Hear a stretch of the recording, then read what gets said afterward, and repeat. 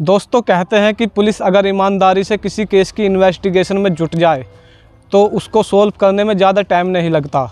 जी हाँ दोस्तों, आज का जो केस होने वाला है वो भी बिल्कुल ऐसा ही है, जहाँ पर पुलिस पूरी ईमानदारी से अपना काम करती है और बिल्कुल एक अंधा केस जिसे कहते हैं अंधा, बिल्कुल जिसमें कोई लीड नहीं, कोई सबूत नहीं, ना ही कातिल का पता, ना ही मरने वाले का पता और कुछ भी नहीं पता था, लेकिन फिर भी पुलिस उसको सुलझा लेती है।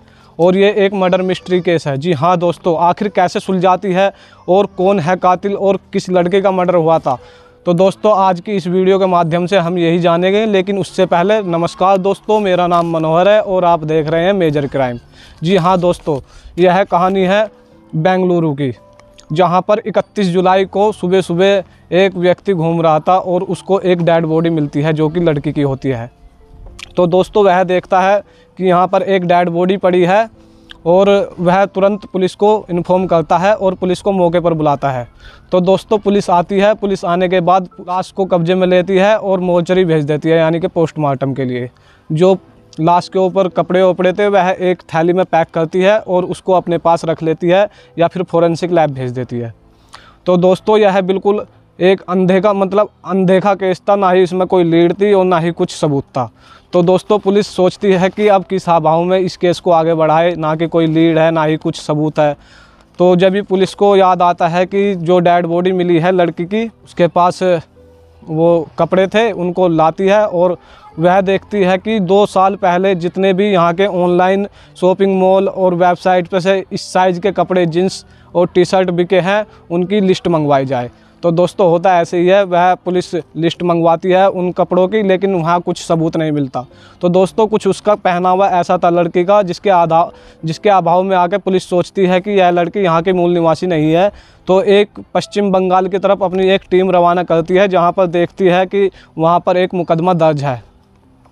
तो वहाँ पर जाकर देखती है मुकदमा दर्ज है, तो उस मुकदमे को मिलाती है और जो लाश मिली थी बिल्कुल उसके हुलिया को मिलाती है और दोनों मैच कर जाते हैं।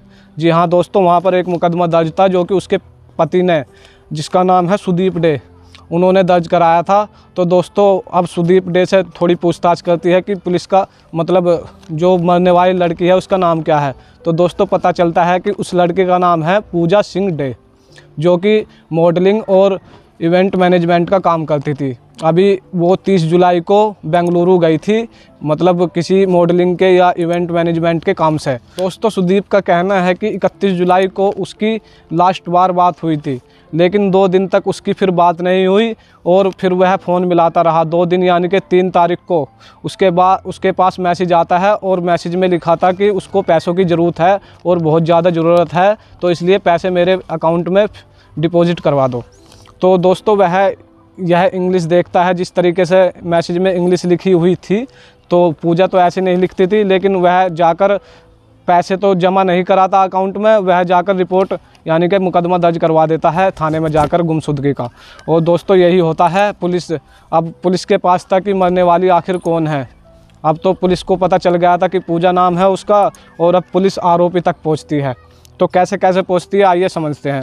दोस्तों होता कुछ ऐसे ही है, जब पुलिस बेंगलुरु जाती है तो वहां जाकर देखती है कि आखिर जो मैसेज किए गए थे सुदीप डे के पास वो कहां से हुए थे। तो दोस्तों देखती है कि एक कैब ड्राइवर है नागेश नाम का, जो कि उसके घर से वह पूजा सिंह डे के जो मोबाइल था उसका लोकेशन उसके घर पे मिलता है, जो कि नागेश था, और वहाँ से मैसेज किए गए थे सारे। तो दोस्तों वहाँ जाती है पुलिस और उस कैब ड्राइवर नागेश को गिरफ़्तार कर लेती है। गिरफ़्तार करने के बाद वह थाने में ले जाती है और थाने में ले जाकर पूछताछ करती है। पहले तो शुरू में नागेश नाई नुक्कड़ करता है, बताता नहीं, पुलिस को गुमराह करता है, लेकिन पुलिस जब अपना असली रवैया दिखाती है यानी कि असली रूप दिखाती है और अपनी असली अंदाज में आती है तो नागेश तोते की तरह बोलने लगता है। जी हाँ दोस्तों, नागेश को पूरी 3rd डिग्री टॉर्चर किया गया था, जब जाके वो टूटा और बोलने लगा। जो नागेश है वह कहता है कि पूजा सिंह वह बेंगलुरु आई थी 30 जुलाई को और उसने एक कैब बुक की थी एक एप्लीकेशन से, कैब वाली। तो उसको मैं ड्रॉप करने गया था और मैंने ड्रॉप करके उसको एक होटल पे छोड़ दिया था। तो पूजा कुमारी कहने लगी कि एक काम करना, तुम सुबह 31 जुलाई को मेरे पास आना, सुबह 4 बजे मुझको दिल्ली एयरपोर्ट जाना है और वहाँ पे कुछ काम है, दिल्ली एयरपोर्ट से मुझको दिल्ली जाना है, तो मुझे छोड़ देना। तो यह सुनकर जो वो नागेश नाम का शख्स था, वह खुश हो गया, कहने लगा ठीक है मैं आ जाऊंगा। और उसके दिमाग में एक विचार आने लगा कि लड़की देखने में मतलब थोड़ी माला माल लग रही है, मालदार है या देखने में ठीक ठाक है, तो इसको मैं लूटूंगा और इसको कहीं छोड़ दूंगा। सुबह सुबह उसके पास फ़ोन आता है पूजा कुमारी का, वो पूजा सिंह का, और वह चला जाता है उसको ड्रॉप करने।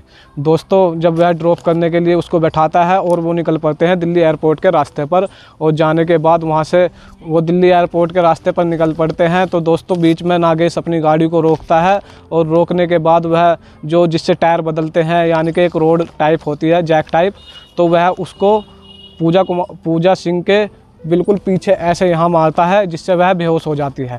और दोस्तों वह बेहोश होने के बाद वह एक इलाका पड़ता है उधर डोड जाला, उसकी तरफ को अपनी गाड़ी मोड़ देता है। और मोड़ने के बाद लेकिन पूजा तो बेहोश थी और उसको होश आ जाता है और वह चिल्लाने लगती है।